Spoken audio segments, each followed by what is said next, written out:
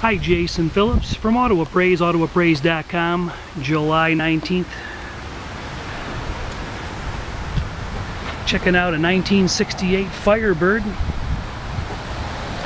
Got it up on the jack still. Give you a quick shot at the underbody. Give you a quick shot at the pavement today. It's 113 on the pavement. That's not too bad if you live in Arizona. If you live in Michigan, it's a little hot. Give me a second. There we go, and we have light. Suspension is older in the car.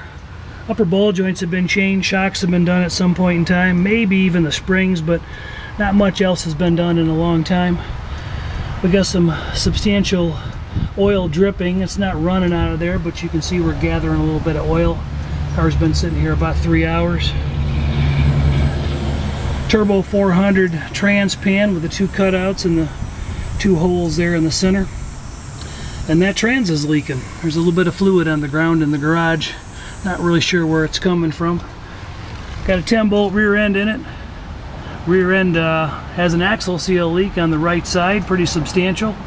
Got Performance Flowmaster exhaust, just 2 1/4 inch. Got some surface decay, pretty heavy present, older system, but it sounds real good, has a nice rumble. Those are probably original leaf springs because they've got some significant decay in the bushings, a little worse in back than they do in the front, but the perches are real nice, real solid and stable. Car was a Lorain, Ohio built car, 3rd week in June 1968. Those are some aftermarket ladder bars.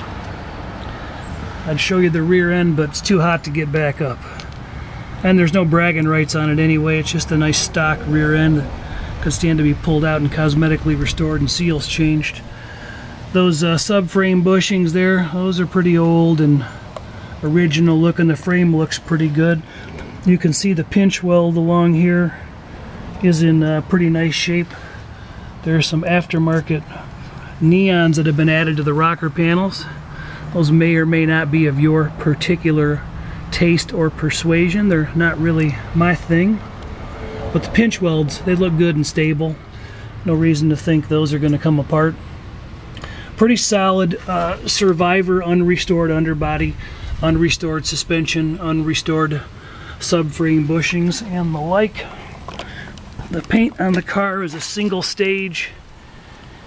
It is featuring 2 colors, which was not necessarily what the painter was after. Got a slight color differentiation on this left side. The fender slightly mismatched to the cowl, and then back here in the trunk deck lid, a little bit of a color mismatch there. Looks really good from about 15 feet. Original vinyl top, has some decay and swelling present. All the original glass in place. And a fairly original trunk, original style mat.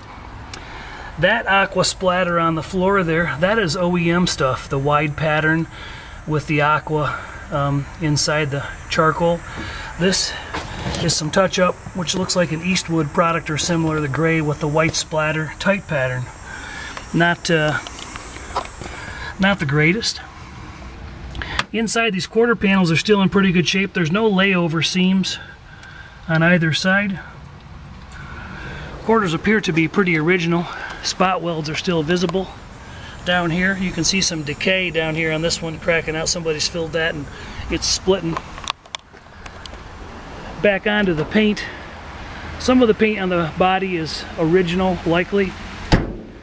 And there's a myriad of small flaws and chips and nicks and scratches present on just about every panel. Whoever painted didn't pull the seals or the belt moldings or the quarter moldings, and there's overspray on those, overspray on the door rubbers. A presentable, 15-foot car. Got a ding in the fender here, and this fender line's not the sweetest. Fender is reportedly replaced on the car. A little bit of gap issue.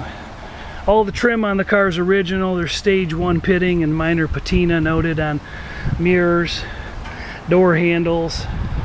The grill's in nice shape. It has one small hairline crack or scratch there, but no broken fins. Got some custom aftermarket lights down there. A few age cracks in those original marker lights.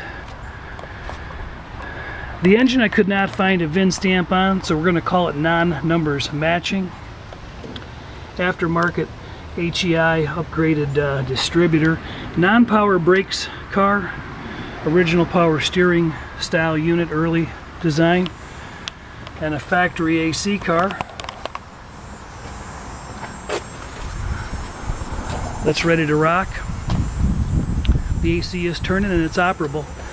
Car's got some aftermarket 16-inch wheels on it with some Kumho tires.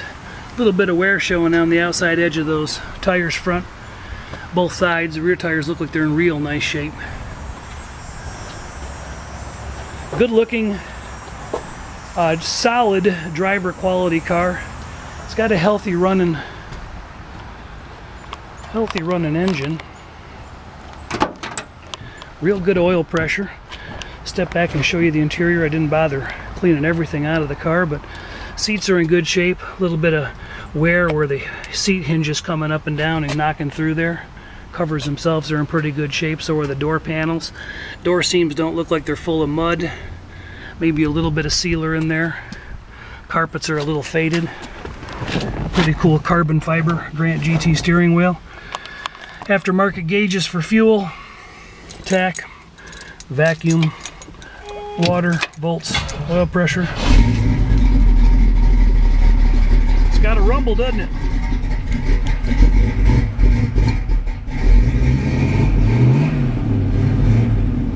Got an aftermarket Sony in-dash flip-out stereo.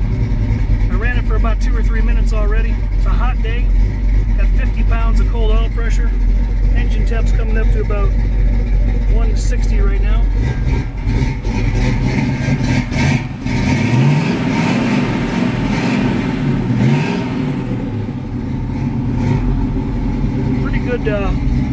Pretty good running motor. AC is I had a better reading than that before. See, it's dropping. Compressor's kicking anyway.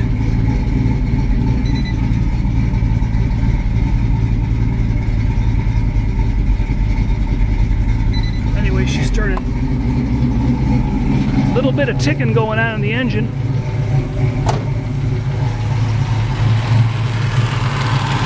A little bit of noise coming from that air compressor. Let's shut that off and we can hear the engine.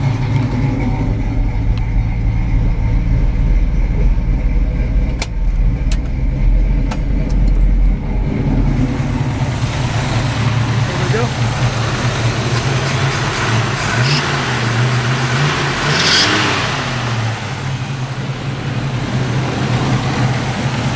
It's a pretty tight motor. A little bit of maybe lifter chatter in there. Definitely not a rod knock that I sense. Aftermarket intake, valve covers, air breather, chrome, alternator assembly. Engine could stand some detail work. None of the frame rails appear to have had any collision damage on them.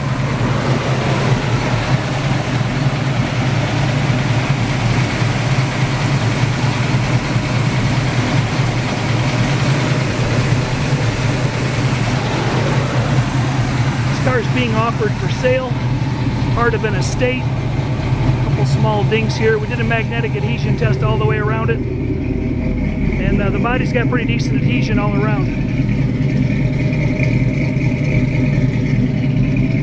If this is a car that interests you, 800-301-3886 or email us cars@autoappraise.com. We'll set you up with over 300 photos of the car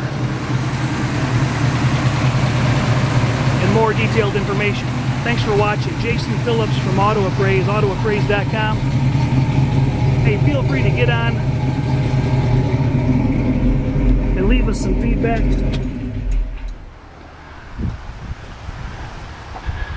Favorable preferred, but you know, do what you gotta do. You can go to yellowpages.com, yp.com, and you can leave us a review there.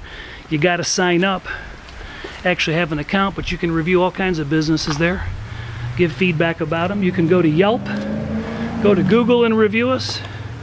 But if you like what we do, which is inspect classic cars all over the country, write reports, jack them up, take photos, magnet test them, and try to provide honest, descriptive information about vehicles before the consumers purchase them. That's what it's all about. Or we can help you in a total loss situation.